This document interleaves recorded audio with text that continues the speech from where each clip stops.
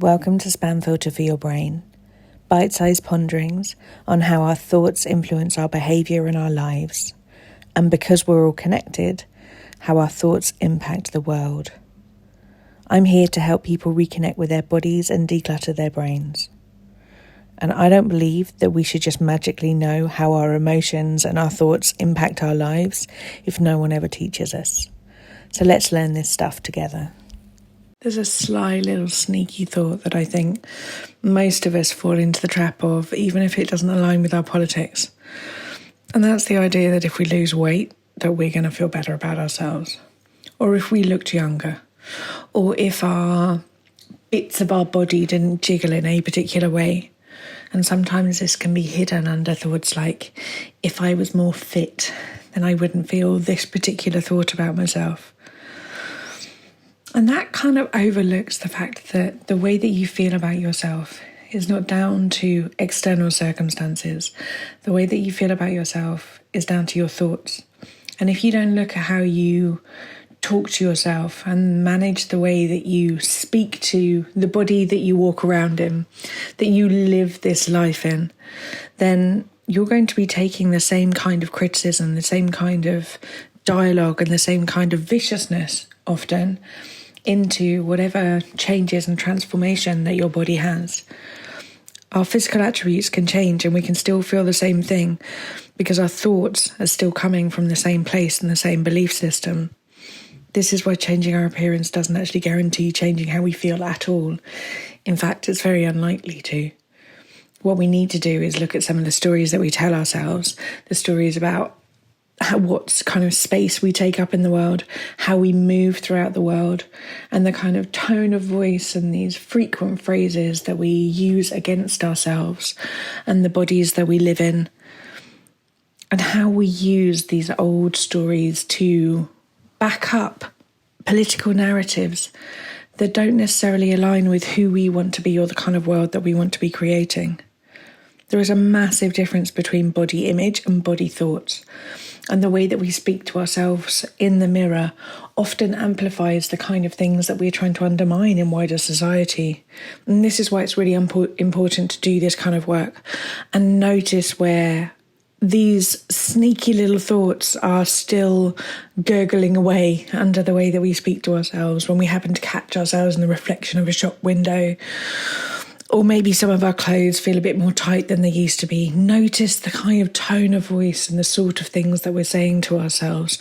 And we don't have to chastise ourselves for saying them. We can just notice them and go, oh yeah, there's that thing that I've always been taught. And a lot of people tell me about the way that bodies should behave. But actually, I want to live in a world where all bodies feel welcome and safe. And so I'm not going to take that voice as the truth or take that voice as the only possibility. I'm going to pause in this moment and go, I don't want to believe that. Even if it is something that you are telling yourself you do believe, just putting that sort of fire break in there. I don't want to believe that. I don't want to be speaking to myself in this kind of way.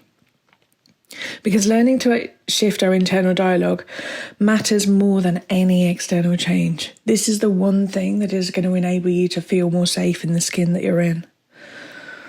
Taking time to be more kind to yourself infinitely adds to more kindness in the world. And God knows that that's something that we need right now.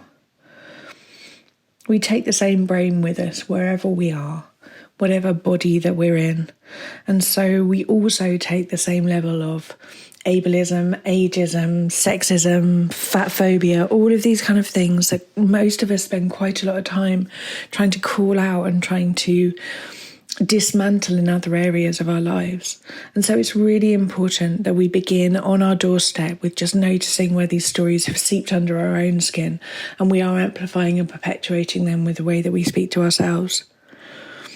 It is a matter of practice, learning how to speak to ourselves with more kindness.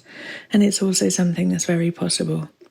It just involves putting these fire breaks in place, practicing, rehearsing, and slowly allowing the kindness to seep in. Over at Self-Care School, there is quite a few body image courses. There's some confidence courses and some perfectionism courses. It all comes with a membership. You get access to over 30 courses and some weekly group coaching.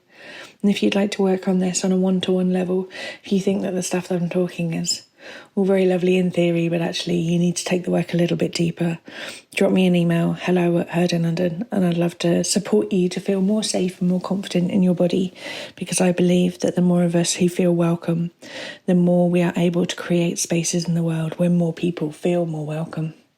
I look forward to speaking to you next week, and please do reach out if I can be of more support.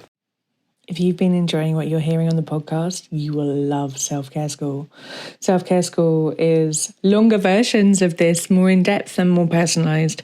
We have a whole hub of courses from body image to boundaries, perfectionism, time management, and a whole range of other topics. You name it, there's probably a course on it. But most importantly, we also have a weekly group coaching call where you get to apply this stuff to your everyday life and get support to try and untangle your own story from some of the emotions that you might not be enjoying in your life. If you would like to learn how to apply this work to your specific situation and to be building a life of your dreams, I would love to see you inside. Do pop over to selfcareschool.co.uk.